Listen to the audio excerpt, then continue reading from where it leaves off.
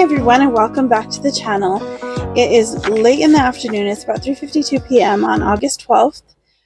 So you're going to notice that I do have a lot of videos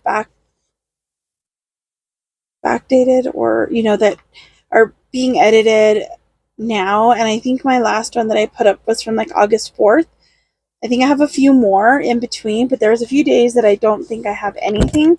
So I'll be jumping over to today, which is August 12th. But I'm going to share with you the answer to question number 2 off of this Your Story Matters on Chronic Joy. And I believe I read this part and the questions as well as the helpful tips in the video where I talked about a typical day. Now, there were some things that I shared in that, of course, in my typical day, but one thing that I don't know if I shared then or not, but when I first saw that question, I thought, there's no way I'm going to share this. I have nothing exciting. My typical days are very boring.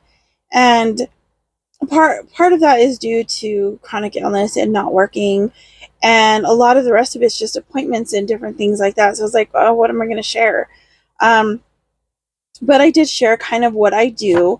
I did write down maybe a little bit more in my journal than I shared because I just wrote this down. So I may add to that later or maybe discuss it again in the future.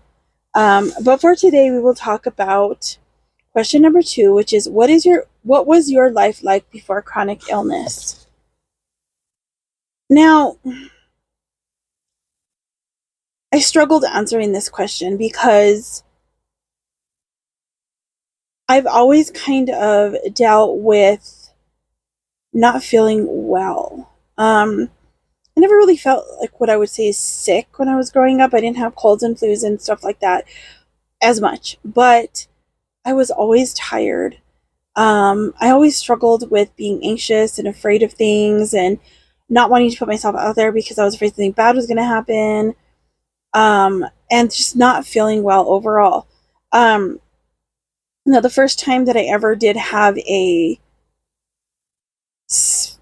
guess something that forced me to go to a doctor was when I had the cyst. So looking back now at my life, I think I always dealt with chronic illness. I just didn't know because I wasn't diagnosed. But PCOS is a chronic illness, and that's what I'm diagnosed with now, which was about maybe 10 years ago that they started looking at that. So one thing that I do and I think this just has something to do with not having as many things going on with my body back then as I do now, and age. But I was able to push through a lot more of the anxious days, the depression, the fatigue that came along with it, where I would just force myself to go to school, go to work, and things like that. Now, I'll talk a little bit about school first, I guess. I kind of wrote this differently, but I'll kind of take some things out of here, and I'll just kind of show you my layout of this one. So it's from here and all of this that I wrote about that. So in school, I knew I had to go, and I didn't want to be in trouble, and I didn't want to cause attention to myself. So even though I had a lot of issues concentrating and I really wanted to just get up and walk out of the classroom and I just couldn't deal with it, I forced myself to sit still because I didn't want attention on myself and I didn't want to get into trouble. So that was part of the thing. And so I was always very anxious about things. And one other thing that I remember is I had a very set routine. And I guess, okay, we had assigned seats, right, in school, except for in kindergarten. And this is where I noticed something. I just didn't really understand it then. It was something that was on my mind a lot, and I noticed it throughout my life. But now I'm more aware of maybe that there was something else going on and why I was like that. But there was a desk I liked to sit at, and whatever the reason was, I don't remember. I just remember that that was the desk that I liked. And I think it was next to the teacher's desk, if I'm not mistaken. And I had left my stuff in there. So, like, I had these, those little school boxes. We used to have the cardboard kind that they used to have back then. Their pencils and all our, stuff in there. So I had my stuff in that. And I think I had some type of notebook, some kind of whatever it was that we did our work in. And I put it in the cubby hole underneath the seat of that desk. Now, I don't know what the desks look like now in school, but I used to love those desks, the little cubby hole. I used to like the ones that have the cubby hole underneath the desktop too. Had those like in 5th grade. It was more like of a table sort of. But anyway, so I got to school, and I don't remember if I got there late or just later than other students. And one of the other girls in my classroom sat in that desk. And it irritated me, like to a point of it made me angry. Because she's sitting in my desk, even though we didn't have a signed desk, but that was my desk. My stuff was in there, and it was not just irritability. It was more like I didn't know how to deal with that. I didn't know how to be told, why you need to go sit somewhere else. She didn't want to get out of the desk. I about pulled her off the desk, I think, or something. I don't know if I ever pulled her out, or I tried to, or I thought about it and got in trouble for that. But it was like, that's my stuff, or my desk, my stuff's in there, and that's where I want to sit. And I think it had something to do with I needed the routine, right? Well, for most of my life, it was like that. Like, I had a routine. I had a place where I needed to sit or play, whatever it was. And when I had to get out of that routine, it was really, really tough for me. I don't know if that had anything to do with chronic illness. As far as physical things, it might be more of a mental thing going on, because with some of the diagnosis I have there, this may have been something that I was dealing with then as well, because it wasn't just like, oh, she's touching my stuff, that's really annoying. It was like to the point where it felt like, I don't know, just like I really could not deal with this. So then later on in school, just things that were really hard for me to deal with, and a lot of it was stress and overwhelm of being around people. And so the minute I get home, I've shared this before, I'd have to go to my room, and I would always hope that my mom would take us home right after school. Although there was some times that we had to go like deliver Avon, or she had to pay bills, or whatever it was that she had to do. So I had my headphones with me, and I would just lay there in the back seat by the window. I had to be by the window if I wasn't in the front seat. If I was in the front seat, either way. But I had to be close to a door or by a window. So I really didn't like the back seat of the cars, the 2-door cars that we had. But anyway, I put my headphones on, and I just like had to close my eyes and just process the day by thinking of sometimes I was thinking of just being out and camping, being out in the woods, and seeing myself process through the things. Or sometimes it was like, I should have said this, and I go through the whole conversation and all that kind of stuff. And that kind of lasted throughout most of my childhood. Now, when I got sick with that cyst, I couldn't walk for about 2 weeks or so. And I didn't want to say anything, because this is what I do. I tend to ignore things. My mom would ask me, my dad would probably ask me how I was doing. I would tell them both that I was fine. I just had a pain in my side. It would go away. Well, it didn't go away. I ended up in the ER. Almost had to have surgery, but it disappeared or something before I had to have surgery. But they never really said, this is what it could be, this is what it is. It kind of just let it go, I guess. I don't know. So then, kind of throughout that time is where I noticed I started gaining weight, and I started just feeling even more tired than I was before all the time. So it just seemed to get progressively worse, but I didn't know if anything was going on. I just thought it was, I don't know what I thought, honestly. I don't know if I even ever really thought about it. So, then when it came to work, I had my first job at 16 outside of the house. I had babysat and stuff before that. And I worked at Kmart where my mom worked. We didn't get to work together, but I'd work on the weekends in the footwear department, and I really, really liked the job. But I'd get extremely overwhelmed with people going in there, and I just had it was like really anxious about having to not necessarily be a salesperson, but answer questions and help them. And I loved that part, but I also dreaded that part. But it felt okay working there, and I think part of that was because my mom worked there. Gotta straighten out my leg. And I know this is gonna bump everything, and my tripod's gonna wobble a little bit. But because she worked there, I felt a little more comfortable because I kind of knew the people there. I knew the lady who was my boss, and she was really nice. And so Kmart closed, so I worked there about a year before it closed. So then after that, I think I worked at McDonald's, which lasted about a year as well. And part of that was just I couldn't deal with it anymore. I did work with a friend that I had met in Upward Bound, and that kind of was my thing with work. If I worked with somebody that I knew, family or friends, whatever, it felt okay. Like once I would go with them, then after a while it was fine and I could go to work. And even if I struggled with panic attacks and anxiety and stuff, I kind of would, how I wrote it here is that I would distance myself from reality to be able to go to work. Now, what I've understood that is, it's sort of like disassociation. So I would pull myself out of the situation in a sense so that I could deal with the situation.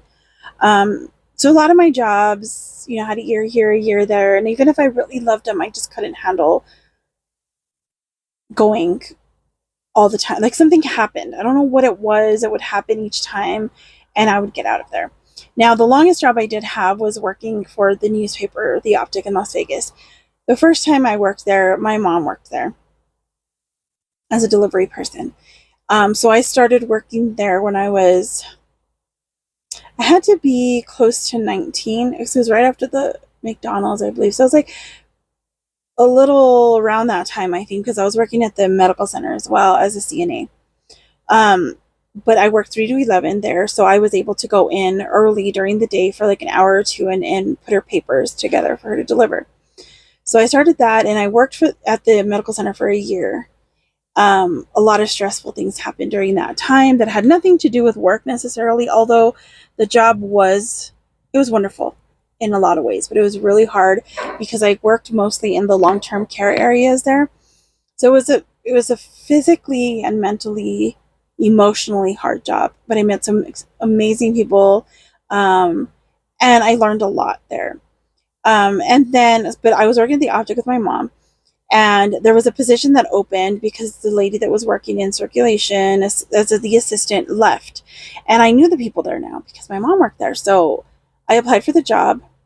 As a matter of fact, I think I started as a delivery person there. I got out of the medical center for a lot of reasons. I went from 3 to 11 and I went to graveyard thinking I could handle that. Could not handle that. And it was too hard to go back to 3 to 11 at the time. I don't think there was openings or something happened. So I had to quit.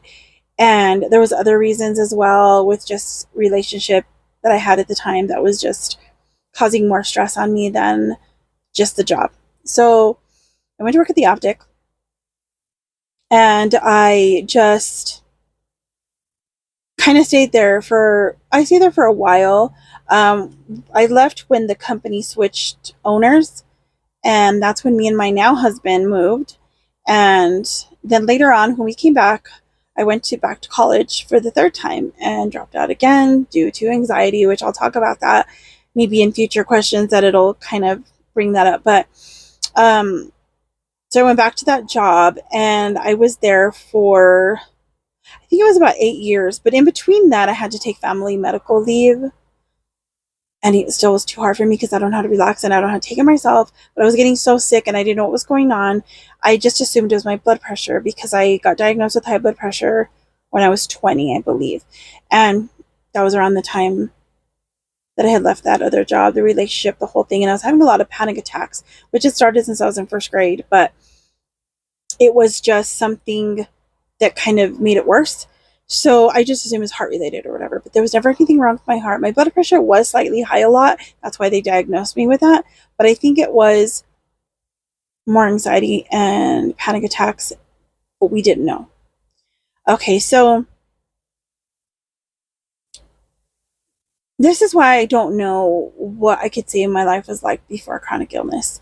But the one thing I do know is I was able to push through a lot of this before. I was able to just keep going. Like I said, distance myself from this situation and just force myself to go to schools, force myself to go to work, force myself to do the things that I had to do, right?